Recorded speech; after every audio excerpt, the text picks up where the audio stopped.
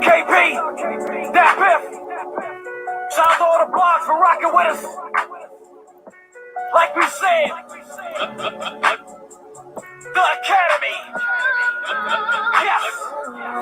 Remember when my money was staying in this dental floss, bagging up in the devil's kitchen, two-step with my fingers crossed. Wow. Please, Lord, keep my mind right. They say when we at our darkest, that's when you shine light. Wow. I see these bottles sparkle, these hoes looking. She doing lines of her nose crooked. Damn. Done it all, let her sing too much. Boy. So them angry faces don't phase me much, nigga. Everybody saying I'm brand new. Oh. Guess that's what's getting this cash, dude. When you from where I'm from, you do anything that you have to. You overgrind and make sure your money outlasts you. What? Sally second, my grind first. No matter how much that line hurts. Clock ticking, ain't no time for no time to kill. Cause my family across me way faster, my grind will. What? Shit. Just keeping it real with myself. If I don't keep it real with me, I'm gonna keep it real with everybody else. Listen to me, come on. There's too many square niggas just running around. It's crazy. That fast lane is what slow me down. Wow. Keeping it real while I face the traffic. Me little dog swerve facing magic. Put up on the scene, but the chase is tragic. Backed out laughing, the heart was jumping. A nigga had a feeling I was starting something. Hustling, moving, H-U-L. I woke up the next morning, all the niggas in jail. So I slowed up. Nervous as fuck, I could've throwed up. Took a minute and I chose up. From that day on, never froze up. I just stay in my lane like I'm taught to do. Play that role and they chalking you. Slapped a couple niggas and I fought a few, but bad luck ain't never did bad luck for you. All these fake smiles and gangsters vouching. A nigga never ready for the gangster pouncing. All up in your business trying to straight the cash. Talk about your bad when you separate the fountain. I done seen it all, wanna prove he tied. The OGs only keep OGs in line. Little homies with it, they used to bustin'. They don't remember you when you was out there thugging. Run these streets, living these raps, nigga. Talking shit, forgot about the strap, nigga. Big homie like kickback, nigga. You probably like let me at niggas. You ain't learn shit cause you ballin', boy. And you don't even hear the Lord calling, boy. About to be a long night, all in, boy. You was heading to the studio, all in, boy. Just keeping it real with myself. If I don't keep it real with me, I'm gonna keep it real with everybody else. Listen to me, come on. There's too many square niggas just running around. It's crazy. That fast life is what slow me down.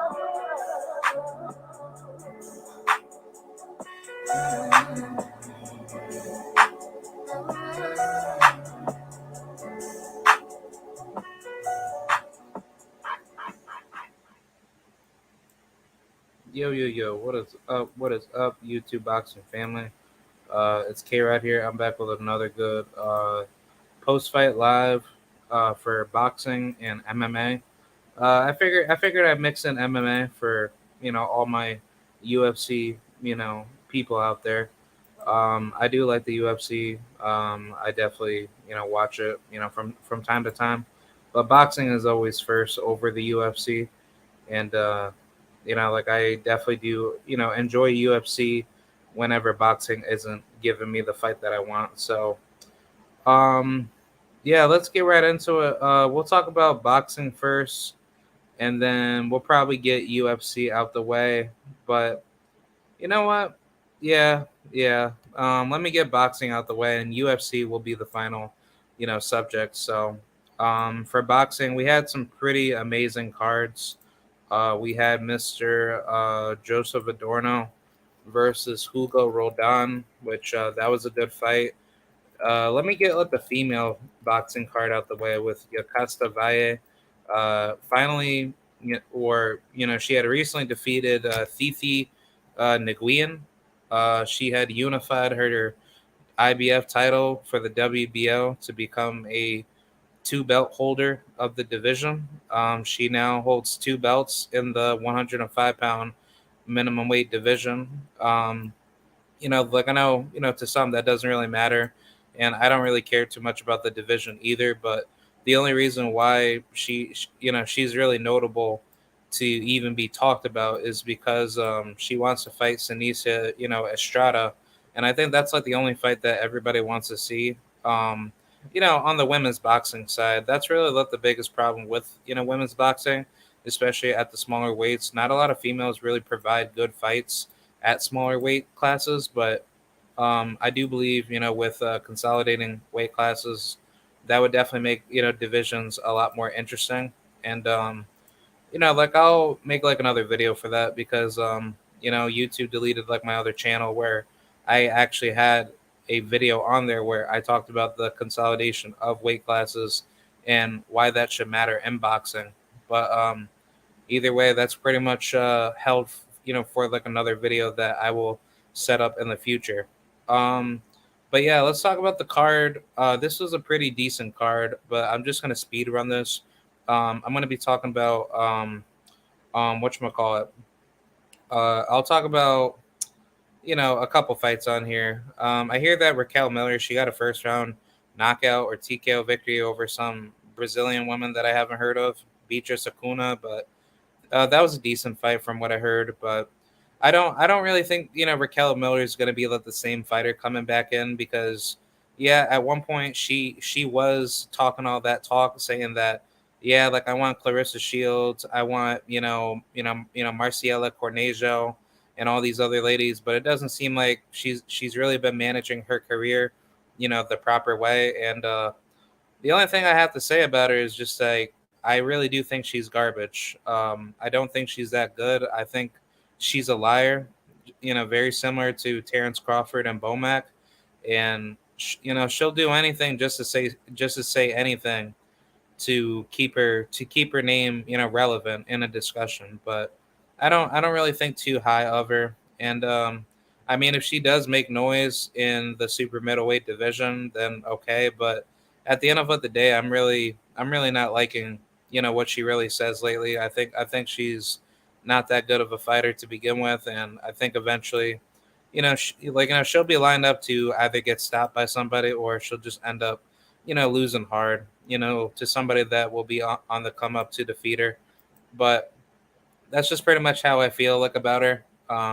She doesn't really hold that much, traction in boxing right now, so she has to kind of get back up there to actually give, us fans, some credibility.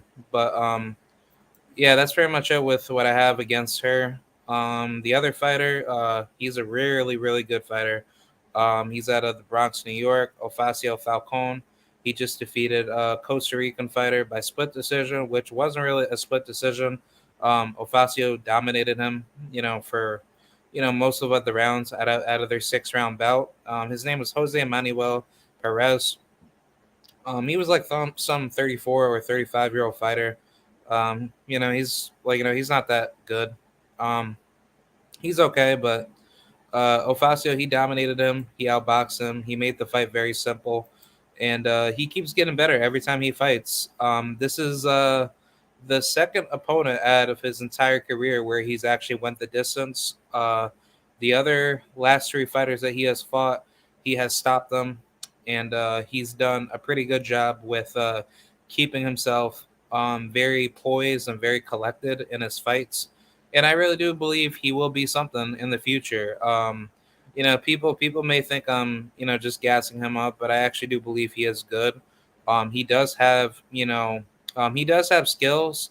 The problem is just that the level of opposition just needs to be increased gradually. But I think, I think for this fight, that was a good fight for him to advance to a 8-0 record because now it really shows that Ofacio he's not afraid to go anywhere in the world to fight up against any high level known fighter or just basically any fighter just to get the experience. And I think that's something that needs to be respected out of a guy like him. He's willing to take risks to go out to other parts of the world to actually test his boxing skills and actually go out and become a massive underdog coming into enemy territory. So uh, great successful victory for Ofacio Falcon, and on to the next one. He fights at 130 at the super featherweight division, so definitely take a look at him. He's a very, very good destructive fighter, and he definitely did his thing.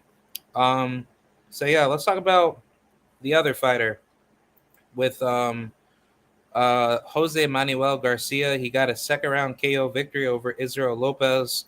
some Nicaraguan fighter, if I'm not mistaken. But yeah, he was a decent fighter. Jose did his thing. He stopped him. He's actually trained by uh, I think Marco Antonio Barrera.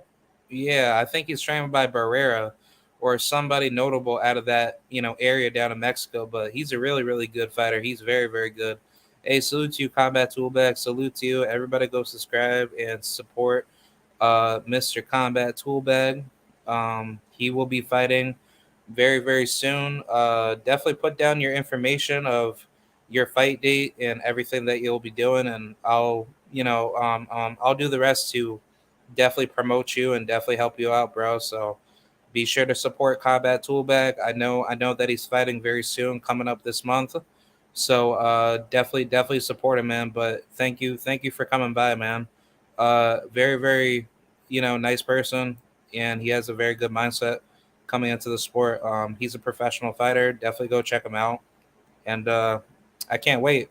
I hope you knock out your opponent, and you do your thing. Yeah, let's move on forward with this fight with Lorenzo Garo fighting Kyle Irwin. This was a welterweight fight in which I thought that this was a absolute robbery of a stoppage. Lorenzo Garo, uh, how should I say, he's not that good of a fighter, but he definitely did his thing to make the fight decent and competitive. But when you look at this fight, it's already on Golden Boy. You can check it out for yourself. But Kyle Irwin, he definitely won round one. He definitely had a little bit of a surge to basically, do what we expected him to do, to go out there and be strong as a massive American underdog.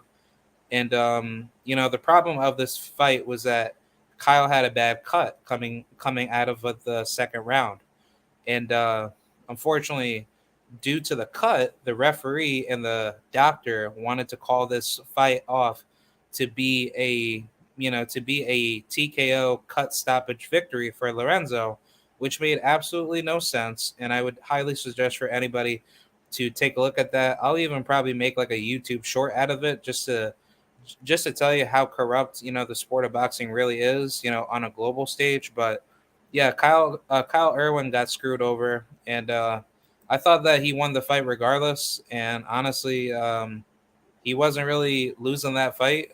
If anything, the second round could have been his round, but knowing that it was stopped to a cut, it should have been listed as a no contest, and they should have rematched each other, for a later fight date. But either way, that was pretty messed up. Yeah, most definitely, bro. Like I'm definitely down to support you, support you 24/7. He said, I definitely got you. Thanks, bro. We rescheduling something right now. Okay, yeah. Keep me updated, man. I definitely like to see your next fight. Wherever it's posted, and most definitely, family. Like I'm definitely down to see your next fight and see where the journey goes. But yeah, like I'm definitely looking forward to it, man. Let's talk about the next fight with Adelaida Ruiz versus Sonia Osorio. Um, this was a pretty good fight. Adelaida Ruiz, for those of you that don't know, she's a very good up and coming. Well, she's definitely on, the last, stages of her career, coming in at 33 years old. She's been pro for quite a while, but she's 12-0 now. She now has the WBC interim super flyweight title. She will now be the mandatory, if I'm not mistaken, against Lourdes Juarez. That is a sister of Mariana Juarez, in which I've spoke about her in the past. And I thought this was a very good fight. And honestly, like I really don't like watching female championship fights at 2 minutes anymore.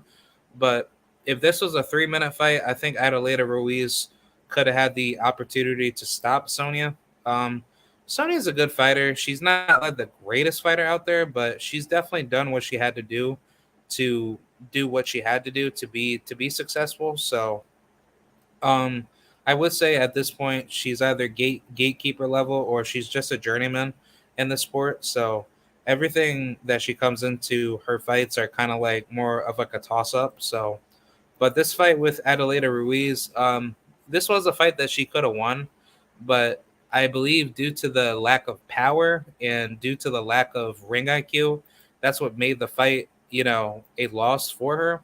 And Adelaida, she's a pretty decent boxer, but she's more of like a come forward brawler type of fighter. She doesn't really come in to really box with you.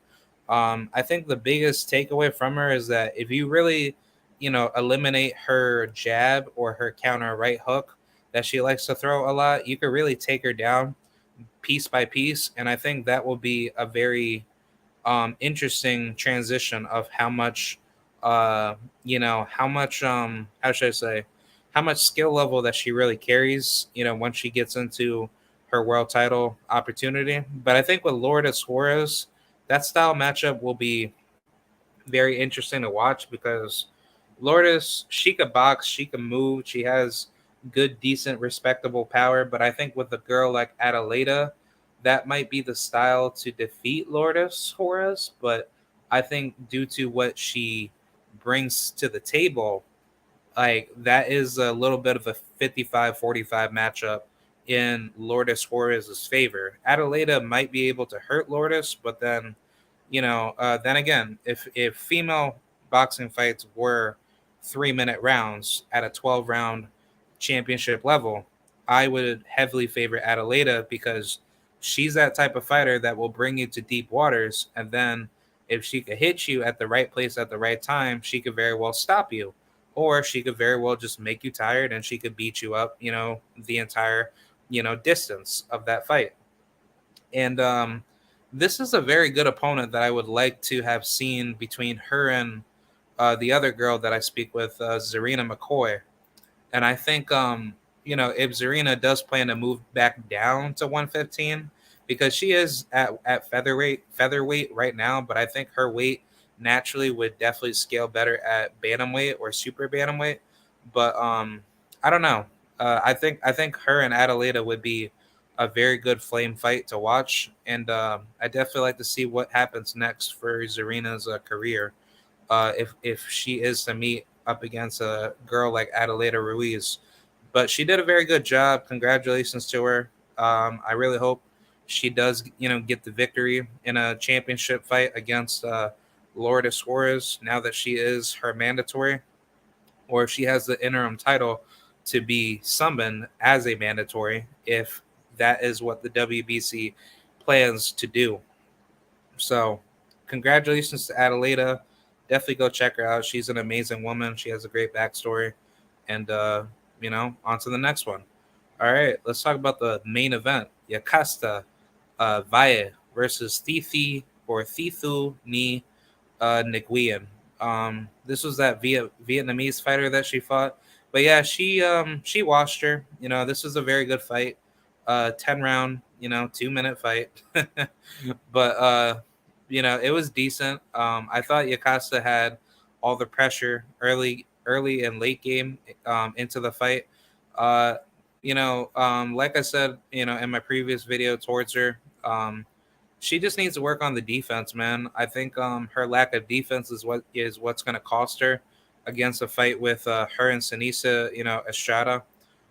She is a very very good mover, but Sinisa, she could switch it and move and also break, opponents to the body. So I think this is probably going to be more of a Sinisa Estrada favorite of me saying that Sinisa Estrada has more tools in her tool bag to beat Yakasa Valle, but I think Valle she understands that she can't fight like that against Sinisa Estrada. So I think with this with this level of like opponent with Ngyuen, she's not the type of opponent that really gets you ready for Sinisa, but depending on where the next fight will be landed for Yakasta Valle, I think Nguyen victory does put her in position to try to go for. Honestly, I wouldn't mind seeing her just go after for the um. Oh man, like what's the other belt? Obviously Sinisa has the WBA, but she should actually go after Tina Rupert. For those of you that don't know who she is, I believe she's a current WBC uh, female minimum weight champion. She's a decent fighter. She's not super duper spectacular.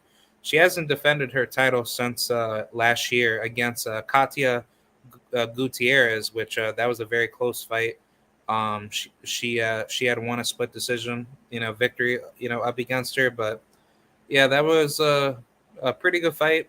She has skills, but yeah, go after her, take her down. I think Sinisa shot a she'll very well try to go after for that title too. But I say like that that should be like the perfect fight for you for Yokasta Valle to go after the WBC title if they if that's up for grabs, and then go ahead and fight Sinisa for undisputed, and then that'll be like a really good fight. Again, I don't really talk too much about the smaller female weight classes a lot, but whenever I do, I always do like my research and my homework on a lot of these female fighters, and I definitely give you the most consistent observative details of what I think about them.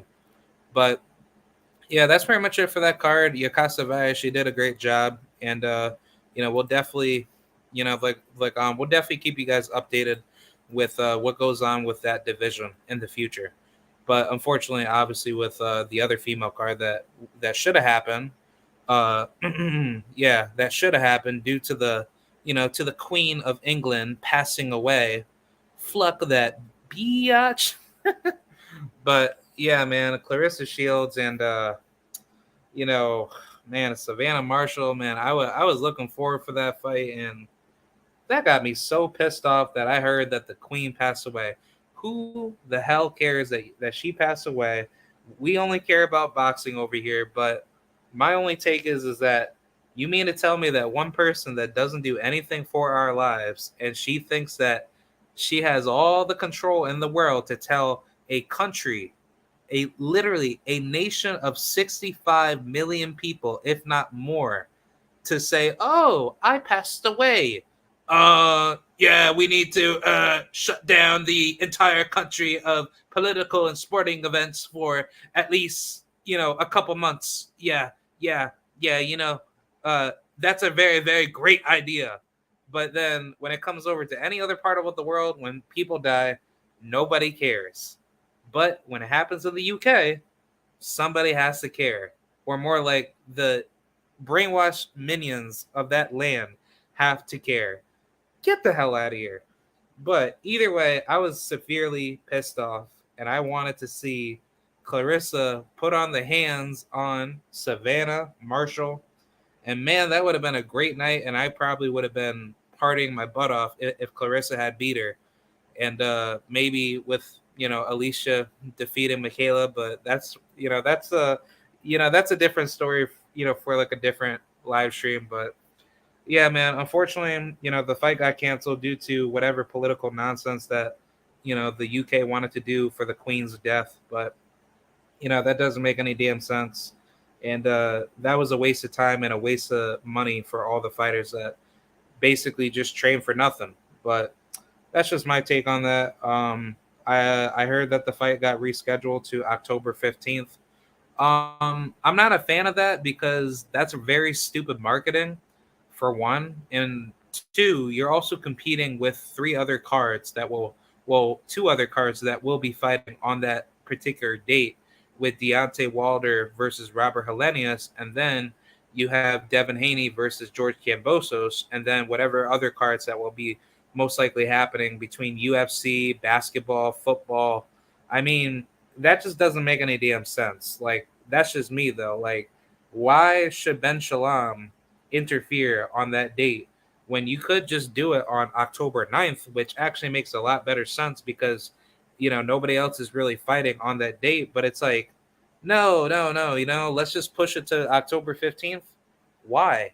That is like the dumbest date you could ever use to tell people, hey, come see Clarissa fight, and then see Devin Haney fight Kambosos in a rematch, and then you're gonna spend money to watch Deontay Wilder fight, or more so, some people might watch it for free, but still, it's like you're wasting people's time and effort to go watch a female fight that's not going to get a lot of viewership, and most likely, depending on how those weird ass British people try to say that they have pay-per-view over there in certain big fights, that's not gonna fucking sell. No, like nobody's gonna pay any money, especially on that given day, to go see a female fight. On top of that, with Deontay Wilder fighting, Devin Haney fighting, and then whatever happens in UFC going on or any other big time sport, like it's not gonna sell. And I think this past weekend would have been the perfect weekend for that fight to happen. But like it just sucks, man. It definitely really put a bad taste in people's mouth, and I don't know how those viewership numbers will do. I'm pretty sure it will do decent numbers, but it's definitely not going to get a lot of revenue on their return of investment that Boxer Promotions is doing along with Top Rank. So that's just my take on it. That's just a really stupid business move on both sides, because you're not making any money back. So you're basically screwing everybody over to waste more money over there, and then you're going to spend more money to watch fights over here in America, which that will be Deontay Wilder, but then you're also going to see Devin Haney fight, because Devin Haney, he's going to be over, like he's going to be promoted, in that region, and then people want to see him. So it's just all stupid, man. I don't like seeing that type of crap, and people really need to stop like merging cards like all together on one given night. That's like trying to force Errol Spence and Terrence Crawford to fight on a major big card. Like let's just say Deontay Wilder, he's fighting on that following weekend. You try to force Errol Spence and Terrence Crawford on that same weekend, and then you try to put Clarissa Shields versus some other lady to fight her, and then you try to have Devin Haney versus let's just say Gervonta Tank Davis that same night. Like that's poor business promotion, but that is horrible marketing to try to force consumers to watch all those cards in which they will most likely say, F you, I'm not going to pay all this money. I rather just bootleg it, because that's what they'll do. That's what I do if I'm not going to watch multiple cards all in one day. But still, at the end of the day, you cannot tell the consumer what they can or cannot do with your dates. They're either going to watch it or they're not going to watch it. So I guess we'll find out, because I'm pretty sure those numbers are not going to do good over in the UK, and then over here in America, we're not going to care, because that's going to be on Deontay Wilder's date, and then Devin Haney's fighting, and then whoever else is performing or having their sporting events, that's going to take off most of your viewership. So I think it's going to be like a really bad ending, but that's just my take on that. But yeah, let's move forward with the other card with Joseph Adorno versus Hugo Roldan. But before I get to the main event, let's talk about some of the other fighters that were on the card. I heard Sean Mason, he was on the card. He's a pretty good up and coming rookie. He just won a 6-round unanimous decision victory against his opponent. He fights at 135. Very good fighter. Same thing with another good fighter, Malik Nelson. I've heard about him. He's decent. Not the greatest fighter out there, but he definitely has some decent skills. I've actually heard about him. If you know Joey Spencer, for anybody that follows Joey Spencer, who just recently fought on the Luis King Kong Ortiz Andy Ruiz card, he trains with. Well, actually, no, Vito Melnecki. I'm sorry, Vito Melnecki. He fights on the PVC, but he trains with Malik Nelson, and Malik Nelson, he's a very, very good fighter out of the New Jersey area. So for anybody that knows who he is as a fighter or has seen him fight, definitely check him out.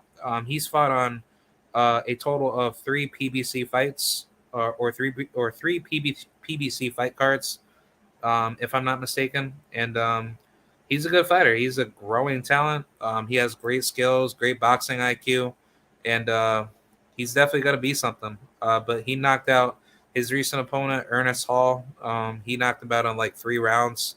But yeah, that was a good fight, and he definitely took that man to school. But I'm only going to cover the 3 fights that were on this card, and I'll move forward with the UFC fight card.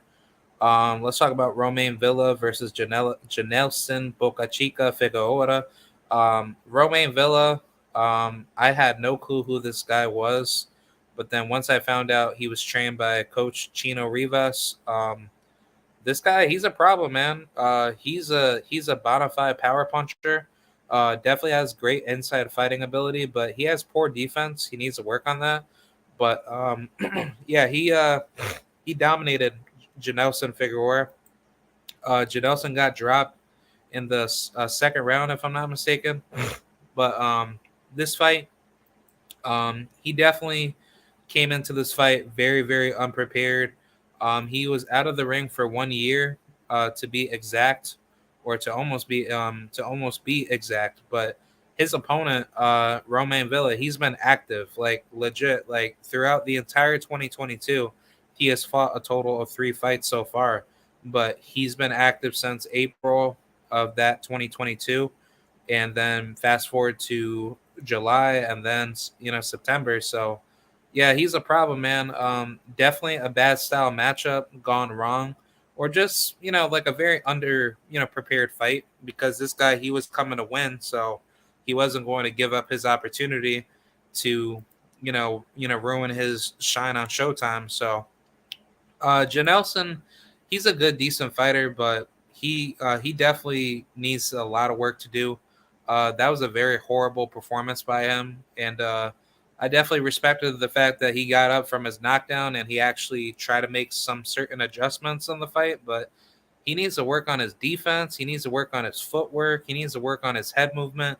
Like, he just kept getting hit like a jack in a box, just punched, like around in the ring. And Romain Villa, if he had like a little bit more power late game, he would have knocked out Janelson pretty bad. But that was that was very lucky of him to not have that type of power, because Janelson, he definitely had power coming into the fight, but the problem was is that he got tired, and then he let Romain Villa get into his rhythm, in which that allowed him to hurt Janelson in the fight. So Janelson didn't expect him to actually have all this power coming into the mid game and late game. So that's really what kind of made Janelson fight on his bike, and then he just basically broke down due to the stamina being taken out of him. But it's a good lesson learned, because he definitely has skills, but Janelson, he just needs to work on he needs to work on the intangibles, and he needs to work on the fundamentals, and I think that's what will make him a way better fighter.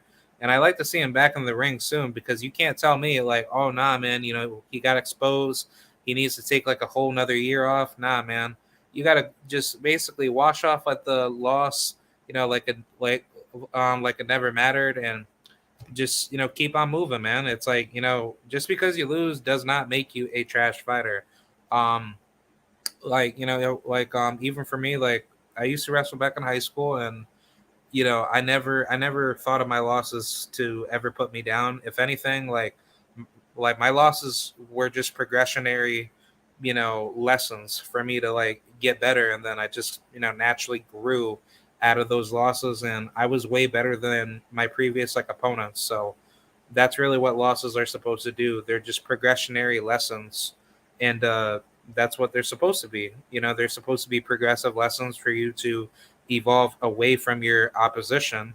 And then if you're willing to evolve from the loss, then you're going to start smoking people, and then boom, losses are just basically nonsensical mistakes that you made in a fight, and boom, you lost. Everybody loses. You have to lose in order to win. I mean, that's just my life motto every day. But I just found it weird just that Janelson really thought that he was making any progress to win this fight, but he got exposed pretty bad. And I mean, it's not a coincidence that he didn't look that good, because he was off that whole 2022 or 2021, and his opponent was basically active, which is very dangerous, because it's like he could have easily hurt Janelson way more in this fight, and he could have brutally knocked him out. So I think Janelson, he needs to just go back to the drawing board, keep getting better, and I definitely like to see him probably rematch a guy like Mark Reyes Jr. I think it's about that time. I think Janelson should go ahead and get that rematch with them, or just move forward and just keep fighting tough opposition because he has fought some good names so far with Mark Reyes, Shenard Bunch, in which he should have lost that fight, and then Romain Villa. So these are all guys with winning records, and I definitely like to see what's next. So um, that's pretty much it for that first fight. Moving forward with the second fight with Frenzy Fortunato against Bernard Torres. This is a fight that I thought Frenzy could have done better, but he got the job done. He dropped Bernardo. He dropped Bernard. He made that fight very simple, but the problem with Frenzy was just that he wasn't staying active enough with his punches, and he kind of allowed Bernard to go on the inside and start making the fight a little bit rough. But Frenzy should have definitely pushed on the gas a little bit more to stop him, and he would have definitely made the fight a lot easier if he had just pressed him a lot sooner. And I think he would have stopped him because he has power. He definitely can hit, but the problem with Frenzy is just that he doesn't put himself in a proper position where he should be more accurate with the shots. And I think that's all in the making with fundamentals and ring IQ.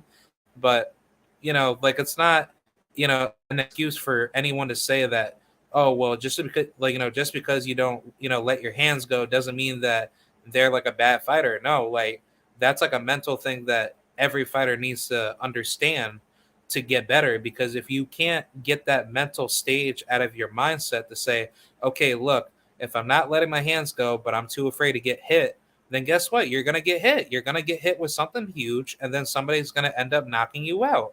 So, in my mindset, I would think that, look, if this guy's not going to throw with me, I need to throw a lot harder punches to start giving him the respect of saying to him, you can't come to me now. If you start, pushing out your jab and making, the fight more aggressive by making the fight a lot more difficult, where you already have like your range fighter because you already have like the reach and the height and reach advantage, then yeah, go for it, because that's what that's what you're supposed to do if you have the physical and skill skillful advantages over your opposition.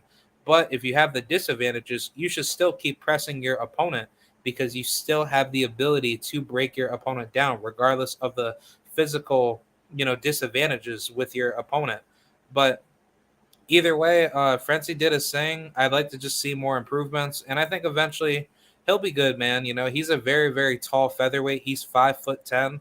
I'm pretty sure that arm reach is at least like a 70 plus and above. But yeah, man, he is just super duper good. He's a really tall Dominican fighter. He was born and raised out of Santo Domingo, Dominican Republic. He's a very, very good fighter. 24 years old. They call him El Jodon. I don't know what that even means, but yeah, he's good. Check him out. But yeah, let's move forward with the main event, and I'm gonna take a little quick break, and then I'll come right back. Just give me a couple minutes, but yeah, let's talk about Joseph Adorno versus Hugo Roldan. This is a very, very good fight. I thought Joseph Adorno could have made this fight a little bit easier, but Hugo Roldan, he got pretty much pressed pretty aggressively by Joseph. Joseph used his jab very, very precise and accurately. He did drop Hugo, which was a very, very good, drop, or very, very good knockdown that he did onto him. But yeah, this fight was a lot harder than it had to be. And Joseph, he definitely did what he had to do to be successful. But I think the problem with him is just that once he has that gas tank, exited, or basically, once he wastes all of his stamina heading into the later rounds, his gas tank is just really, really bad. So he needs to work a lot more on sustaining his stamina for the later rounds. And I think that's what will make him into a much better fighter. And I think that's what he will do to a lot of bigger names, at the, 140-pound division. Because this fight was not at 135, just to let you guys know. This was at 140. This is for the IBF, IBF Latino super lightweight title. So, I mean, 140. I'm not too sure if I really like that division for him because he does look like he's not really comfortable at that weight.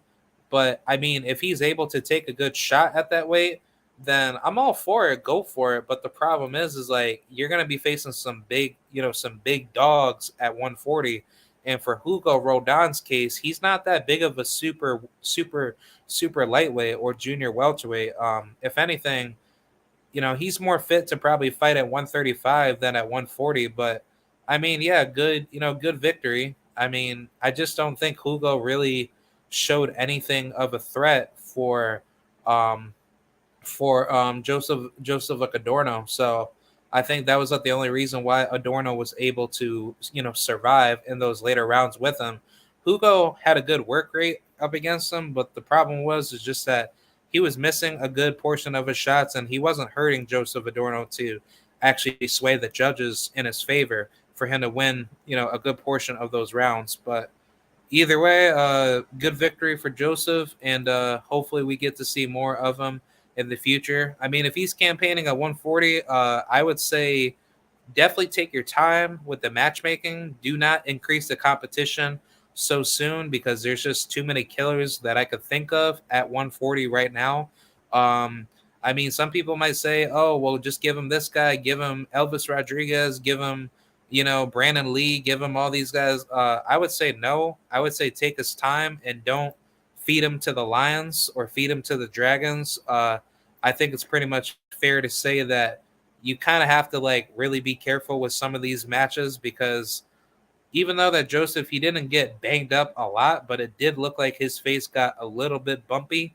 I would definitely say against guys like that, that's a whole different field of just landmines waiting to happen to basically explode onto him. So I say take his time with it. The competition is very deadly and very fierce at 140.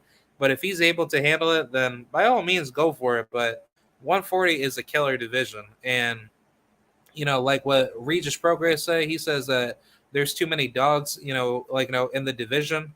I most likely agree. A lot of dogs like pit bulls and a lot of deadly canines and a lot of deadly, Great Danes. Like there's too many breeds out here that are just ready to just, oh man, yeah, that is just 140 is basically the boot camp division leading to the welterweight division. But Combat Toolbag said, after you're through all the cards, bro, I need a favor. If you can make Jared Hurd or Winky Wright the perfect fighter, how would you mod them? I.e., if they were characters you could buff or debuff. Very curious. Uh, Man, I would probably work on Jared Hurd's stamina because if he was like ever to be good in the late game with his stamina, he would be such a destructive fighter. But on top of that, if you just make the ring IQ a lot higher on him, then he would just basically just annihilate so many names. But it's like that's really his biggest problem. Like he just doesn't have those tools, heading into the late game where when he gets super duper tired, he starts losing a little bit of focus. And I think that's really the biggest, weakness out of his skill set. But either way, like I can't really think of anything that I would debuff out of him if I were to like make like an actual character build out of him in my mind. But I think Jared Hurd, like I would definitely increase, the hand speed. Yeah, if he had great hand speed, he would definitely be blowing dudes out really, really good. Definitely the footwork, the speed, the agility. He's a little bit flat footed at times. Like I really if he didn't have those, disadvantages, he definitely would have been a way better mover, and he definitely would be boxing amazing with that, high level footwork. If he had that. But then for Winky Wright, same thing. I mean, the footwork was decent, but it wasn't like the super duper best. But Winky Wright, he always had great ring IQ and great defense. So if you worked on that a little bit more at the high level, I think Winky Wright would just be blowing dudes out amazing with that high level footwork. And then I would also work more on his power. I think power, obviously, that's more of a natural thing. That's not something that you could just work on magically. But if there was ever a thing where power can be adjusted, uh, definitely, I really wish it like if Ronald Winky Wright had one shot knockout power, um, that would be just literally the end of every single fighter that he fights. Like he would be very equivalent to almost Deontay Wilder or I would say Mike Tyson like type of fighting. But hold on, give me 1 second. I'm gonna check up on something. I'm gonna play a little bit of music. I'll be right back.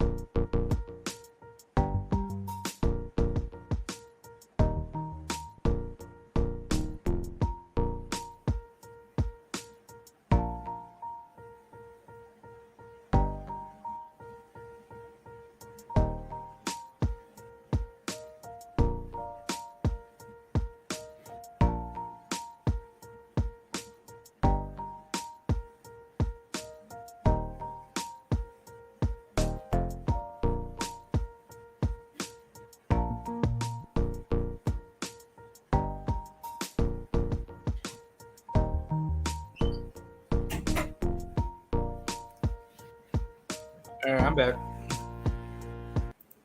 But yeah, back to what I was saying. Uh, yeah, I think of those attributes were fixed out of them as a fighter. That that definitely would be a pretty good improvement of just like looking at their skill set.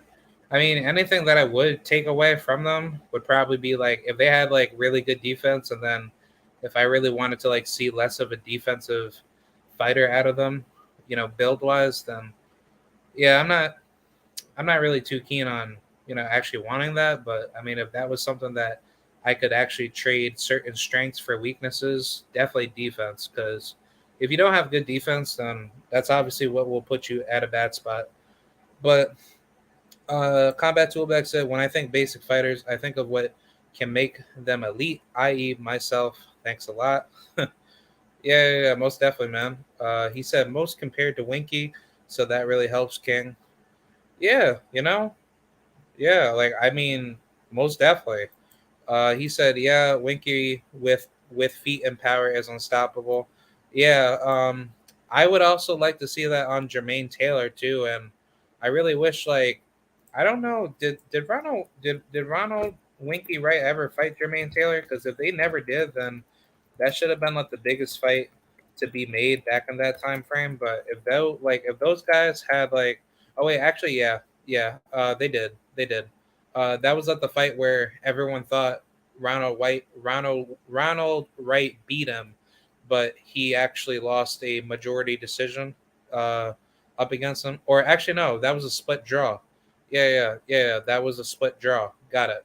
But yeah, a lot of people thought uh, Ronald Wright won that fight, but yeah, I mean, Ronald Winky Wright, if he had high level footwork and high level power to the point where his ring IQ was just off the charts and you can't do anything but just try to have like a puncher's chance to try to hurt him, then Winky Wright would just be stopping people like crazy. And I mean, for him to have such a good bona fide chin and great defense, to which I mean, he has been dropped before, but he's never been stopped. So that's something that you can respect out of him because it's like he kept on improving every time he had been dropped. So, I mean, that's just something that you got to give a lot of credit and props to Ronald Winky Wright. So that's something that I liked out of him. And I kind of do wish that, if he had rematch Jermaine Taylor at that time frame, in which I think he said, fast forward years later, saying that they were supposed to fight each other, but I guess promotional issues had that fight fall through. But either way, if they had fought each other in a rematch, I would heavily favor Ronald Wright, to stop Jermaine Taylor, in a rematch. Um, yeah, Combat Toolback said Winky won but draw. Yeah, yeah, most definitely, man. I thought Winky Wright definitely should have deserved his just due, and Jermaine Taylor, he's an amazing fighter. He is undisputed himself, but just for the fact that both of them should have fought each other in a second or third fight potentially, those fights would have been amazing. Like, hands down, Ronald Winky Wright versus Jermaine Taylor as a main event, and then you could have Bernard Hopkins versus James Toney, in which that fight, like, literally, I really wish Bernard Hopkins fought James Toney earlier in his career, because if you really think about it, like, both of them would have been the best fights on that card, and then you could also have, like, Jermaine Taylor versus Bernard Hopkins in a third fight if Hopkins had beat James Toney. And let's just say the winner of those two fights Roy Jones Jr. in his absolute prime. Like, I'm just spitballing here, but it's like, think about it. Like, Roy Jones Jr. never fought Jermaine Taylor, but Ronald Winky Wright, if I'm not mistaken, he never fought Roy Jones either, if I'm not mistaken. Yeah, Ronald Wright versus Roy Jones. Yeah, he never fought him. I don't think so. No, but yeah, that fight never happened. Yeah, that fight did not even happen. That fight literally should have been at middleweight at that time frame when Winky came. Oh my god, like, dude, imagine the style matchup. Yo, like literally, if I had way more of a bigger fan base on this channel, I guarantee you everybody would be favoring Roy Jones Jr. right now to say, "Oh nah, man, Roy Jones Jr. would beat up on Winky Wright, man. Winky Wright would just be destroyed by Roy Jones Jr." No, no, no, no, no. You cannot tell me that fight. Yo, the buildup would have been insane.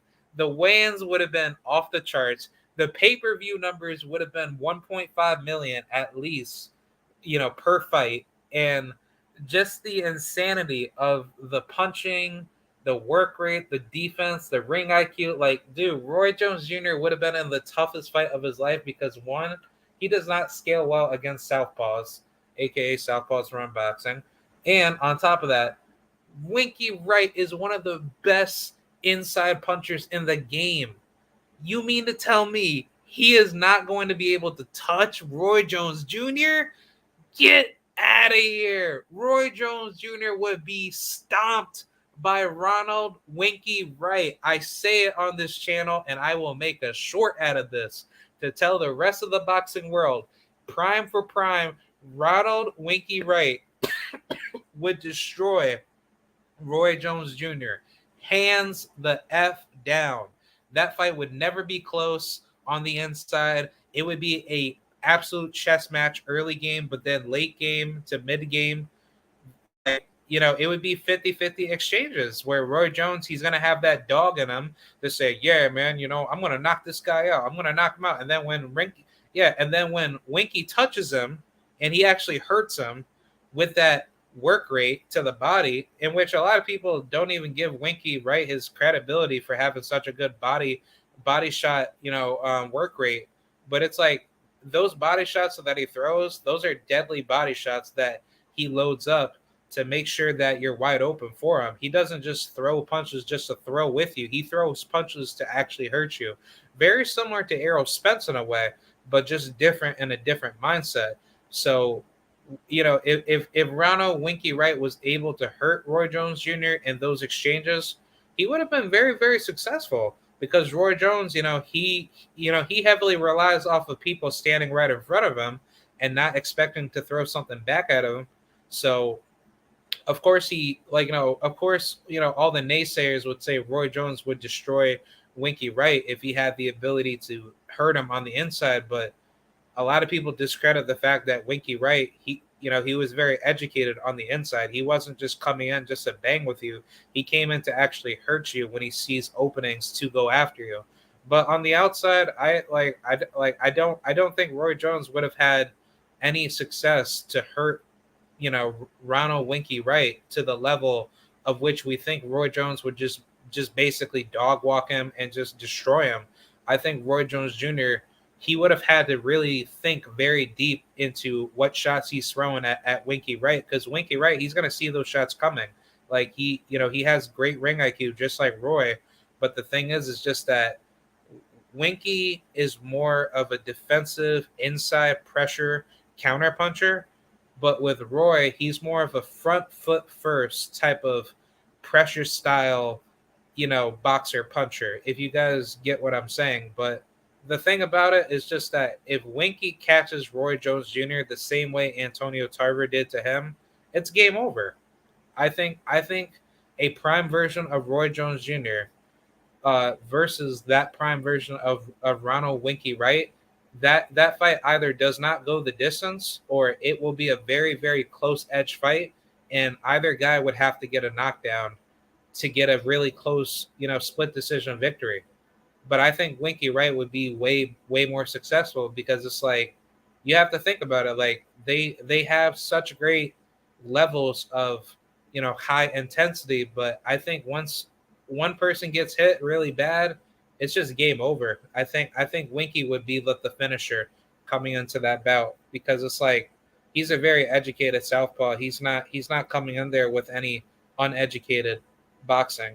And I mean, once he starts switching it up on Roy and he starts countering a lot of those looping hooks that Roy Jones likes to do, I think it's over. I think Roy Jones, he'll be a sucker for the left hand, and I think Winky, he's gonna crush him with those body shots. Um, yeah, Combat Toolback said agreed. Uh, Agreed. Ugas does well with that style. Just some issues with. Oh yeah. Um, yeah. I think he was talking about Ronald Winky, right? And then he said, "Yo, B Hop versus James Toney. What? Flame? Yeah. Hate that B Hop beat Winky 160 was was crazy and facts. Same with G Man and Tony or G Man and Roy. Oh wait, who's G Man? G Man is who? Like Ronald Winky, right? Yeah. But yeah, like I think either way, like those fights would have been insane. Yeah. Oh yeah. B Hop versus Tony and then Roy. Yeah, yeah. I think like the rematch on their primes definitely would have been like like the best fight 4 years later because remind you B Hop he was like he came into the sport at like what 23 years old, but he lost his very first professional fight on his debut. But then leading up to Roy Jones Jr., he was like what 18 to 20 fights in. So it's like yeah. Oh, G Man. Oh, Gerald. Gerald. Okay, Gerald McClellan versus Tony and G. Yo, Gerald McClellan probably would have stopped Roy Jones Jr. I'm not gonna lie. I think that version of him coming into the Julian Jackson fight, yeah, he definitely would have given Roy Jones a war. But him and James Tony, that's a very difficult fight to call because James Tony would definitely just use his feet and he would make Gerald a little bit frustrated. But then once Tony hits him or he hits Tony really hard, I think that's a one hitter quitter type of fight. Um, he also said yes, body shots were great. That catch and shoot style. Him and Vargas was a crazy inside fight. Yeah. I remember that when he fought, Francisco Vargas, right? Versus yeah, Francisco or no, yeah, Fernando, Fernando, yeah, he was beating his ass like he was destroying Fernando. Yeah, that was a very very destructive fight, and I'm actually looking at it right now. But yeah, he gave Fernando the business like that fight was like so destructive. Yeah, I'm actually looking at it right now, but yeah, he got obliterated. but yeah, that style that he used against Fernando, he would mess up Roy Jones Jr. He would stop him so bad. That would be such a destructive war. Look him up before the Nigel Benn fight. He was that fucking guy. Oh yeah, yeah, yeah. Like I've been known about that. I bet with Gerald McClellan. Um, yeah, I thought Gerald McClellan was like one of the best middleweights in the world. You're right. I thought Winky won that fight, but I love that Fernando fought that way. Yeah, Fernando. Despite his losses in his biggest, toughest fights, he was a dog. He was an absolute monster. I don't care what anybody says. Like, regardless that he got blown out by Trinidad and he went to war with Hopkins and he went or no, he went to war with Oscar De La Hoya and who else? Winky Wright. I forgot all the other fights that he's been in, but yeah. Fernando Vargas Senior is just one of the greatest fighters out there, or definitely just a household name. Altogether. But yeah, he definitely had all the skills to give everybody a very difficult fight, and he was just a game bred warrior, man. Like I just hands down, respect, Fernando Vargas and definitely Winky Hopkins, despite him being like a coon, but but yeah, either way, like decent, decent to say the least. But yeah, let me chime in a little bit on the UFC stuff, and then I might have to take like a little break to go check on, my food, and then like I'll get up out of here. But yeah, let's talk about the UFC card. I'm not gonna talk about all the fights, but I'll probably talk about some of the female fights, and then we'll talk about the co-main event, and then the main event. Oh my god, I had so much fun watching these fights. But yeah, let me speed run this. Let's talk about Elise Reed defeating Melissa Martinez. This is a very good fight. I had a lot of fun watching this fight. Elise Reed, she's a beast. She gave Melissa a very tough fight. She almost dropped her a couple times on this fight, but she definitely hurt her in the fight and stunned her. But yeah, that was a great performance by her. I don't know too much about her, but she definitely got some skills. She's a 29-year-old female fighter for UFC, and yeah, she got fit. She got a lot of skills, man. But that was a good fight, and yeah, let's talk about the other fight with Norma Dumont versus Danielle Wolf. That was a good fight. Danielle Wolf, she's okay. If anything, I'm almost positive. Wasn't this like the lady that was on YouTube that was like a amateur Olympian? Because if that's not the lady that I'm thinking about, then she got exposed bad. Like, hold on, because let me take a look at this lady. Amateur, hold on, amateur boxing. Danielle Wolf. Yeah, she attended Olympic trials. Yeah, this was like the lady that was so big into like the amateur scene, right? And oh my god, man, like I don't feel bad, for her, but you mean to tell me like you wasted all this time, preaching about your amateur boxing record, and then you never made it to the Olympics. I believe she said she went to the trials, but then coming now, fast forward into the UFC, she only had like one fight in MMA, and then obviously she gets blown out by Norma, in her second fight. But it's like, dude, like that's just sad, man. Like seriously, like she really thought like she could just come into like the game that late. Oh my god, that's just funny, man. But I don't really be hating on women like that. If you do believe that you got skills, then by all means go for it. But it's just like, do not come into MMA, late into that age. That's just really stupid. And she could have easily been blown out by some more dangerous woman, because she literally fought Norma Dumont with like what 9 fights. So she was 7-2 coming into that fight. She just increased herself to 8-2. I found like honestly, I found that to be really dirty out of what the UFC. You mean to tell me you're gonna match up a woman that has limited MMA experience, in which she's more of a she's more of an amateur female fighter in boxing, to fight some woman that has over 9 fights, and then she gets blown out, in which she didn't do too bad, but still, it's like Danielle, she should have fought somebody that had the same amount of fights as her. You know what I'm saying? Like, she only had 1 fight coming into MMA, and then coming into this opponent, like, that doesn't make any damn sense. So I don't know why the UFC did that. That felt really weird to me. And even though that she hadn't fought since 2020, in her very first, UFC Contender Series back in 2020, but still, like, it just didn't make any sense. Hold on, give me 1 second. I'm gonna check up on my food, and I'll be right back.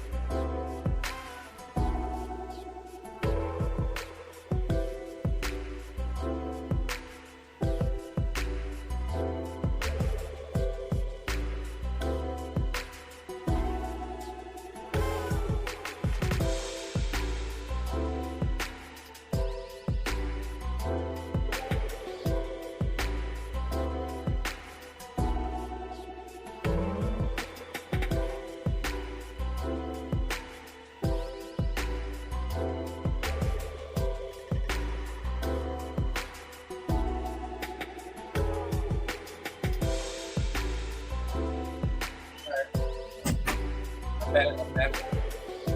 Yep, sorry. All right. So yeah, back to what I was saying about her. Um, yeah, I just found that to be really messed up, man. Like Danielle Wolf, like I don't have anything bad to say about her. I think she's definitely a very strong woman in what she does, but for her to just like come into the MMA with limited experience, and then the UFC lines her up against some women with 9, professional MMA fights altogether. in which Norma Dumont, she's a decent fighter. Um, if anything, her record speaks for itself. She's fought on UFC before, and she's fought a couple times back in her home country in Brazil. But um, yeah, actually, surprisingly, her only loss came to Megan Anderson. Surprisingly, but yeah, Megan actually submitted her in that fight. But yeah, I mean, I just found that to be really poor matchmaking by the UFC. I don't know why Dana thought it was okay to put Danielle Wolf up against her, because Danielle, she didn't have any, leeway coming into this match, and for her to be kind of put up against a woman that's hungry to take her down, it's like I don't like that.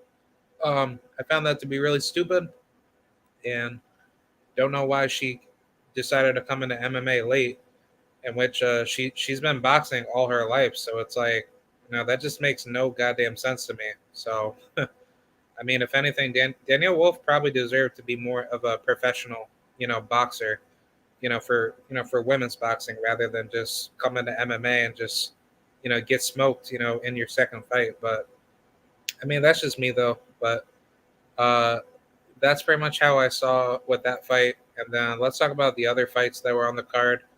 Let's talk about Mr. Uh, um, I'll talk about Jalaton Alameda. Uh, this was a pretty good fight. Jalaton Alameda, he's a beast. For those of you that don't know who he is, he's a Brazilian, 220-pound UFC fighter. I think that's a heavyweight, if I'm not mistaken. But yeah, he's a good fighter, man. He has a lot of athleticism in his fighting physique, and he has a lot of great, ring IQ, for the octagon. Um, this was a pretty good fight against Anton Terjaki, or Terkaji. He was a pretty rough, rugged fighter. He had over, like, what, 9 fights altogether, but decent opponent. He took him down. He submitted him in round one, but it was a very good fight while it lasted, and yeah, it was a very, you know good fight. Oh, he was actually undefeated. I'm sorry, but yeah, the UFC, they're giving him some very good opportunities. I just don't like the fact how UFC is really treating these fighters like crap these days. Without the pay, in which I had spoke with Claudia Gadella about that, but that was on my other channel that I had back in the past. But yeah, either way, like, I just wish that these fighters were paid way more, because it's like UFC is like delivering really good fights, but it doesn't seem like that they're really giving the fighters what they really deserve. Um, but yeah, let's focus more on the other fights that were on the card. I'm going to talk about the last few fights. I'll talk about Johnny Walker. He's a good fighter. He fights at 205. I think that's at light heavyweight or heavyweight. I forgot what weight class that really is, but that's at John Jones weight. I know that. But yeah, he submitted his opponent, Ion Kupatala. He's not that bad of a fighter. He definitely does have skills, but the thing with him is just like he doesn't really present anything, you know, good for any, tough opponent. So he's been smoked by by some heavy loaded opposition. He lost to Glover Teixeira, Magomed,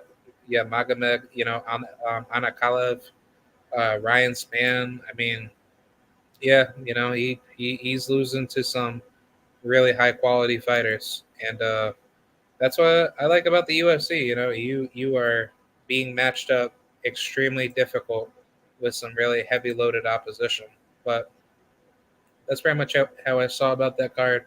That was a good victory. Um, Also, shout out to Daniel Rodriguez. He got a split decision victory against Zhang Liang Li. He was some Chinese fighter. He was never that good, but yeah, he beat the crap out of him. I thought this fight wasn't really as close as people thought of it to be, but yeah, this guy, he got wasted by Kazmat Chimaev, which I'll talk about in a minute, and he lost to Neil Magny. Like, yeah, he's definitely not like the type of guy where he's like super duper good, but he'll definitely give you a tough fight. I mean, he's a journeyman at this point, but he's 34, so I don't see too much time left on him. But yeah, good job for Daniel Rodriguez. Who knows what will happen for him? But let's move forward with the co-main event. We're gonna talk about Mr. Kazmat Chimaev, the former main event opponent for Nate Diaz, in which he unfortunately could not make the weight. Um, he was like 8 pounds overweight, so he had Kevin Holland as his opponent. Kevin Holland, if I'm not mistaken, he took this fight on short notice, so he kind of just like stay ready to get ready. Oh wait, actually no, he was supposed to fight Daniel Rodriguez, so he was already ready for the fight, but this fight got elevated. So yeah, it was a very good fight while it lasted. I like Kevin Holland; he's a beast, bro. But Kaz, Kamzat Chimaev, he's a monster, man. Like I don't see a lot of people beating him, and now that I see that he's coming out here just blowing a guy like Kevin Holland out, in which Kevin Holland, he was never on anybody's radar to be that good, but he always had great performances to the point where he was just always ready to give you a tough war. And I mean, he's fought some very good opposition. His only losses really came to really good level opposition. Marvin Vittori, which I would say he's a journeyman at this point, but that's a good high quality loss. Cody Hamra, I don't even know who this guy is. Yeah, you probably should have never lost to him. But yeah, I mean, Kevin, you gotta, man, he gotta step it up a little bit more. He gotta really take things a little bit higher. But yeah, he's fought some really difficult opponents. He fought Thiago Santos. Yeah, he's a beast. I mean, he just recently got beat the hell up by Jamal Hill or Jamal Hill. Yeah, Jamal Hill. He's a monster, man. Like he's just an absolute killer in the ring. But yeah, I mean, the UFC is no joke, man. I mean, a lot of these guys just be coming in here, really coming to take your head off. But you understand why the division of their records are what they are. So yeah, I mean, Kevin did his thing. Mr. Trailblazer lost, but it was just a very difficult bad style matchup. So I think Kamza Chimaev, he's the truth. He has a lot of great longevity in the sport, and he's just such a great, complete fighter. And I think that's what's going to make him a very big threat coming into the future.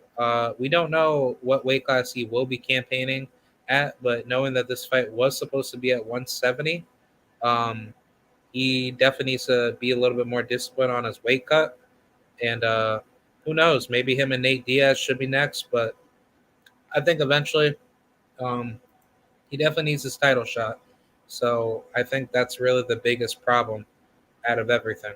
I think it's time for him to give him the world championship level opposition.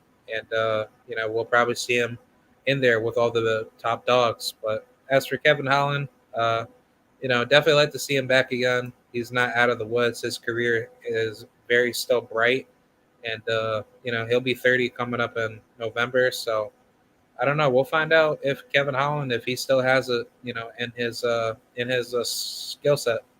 But yeah, very good fight, very good, interesting style matchup.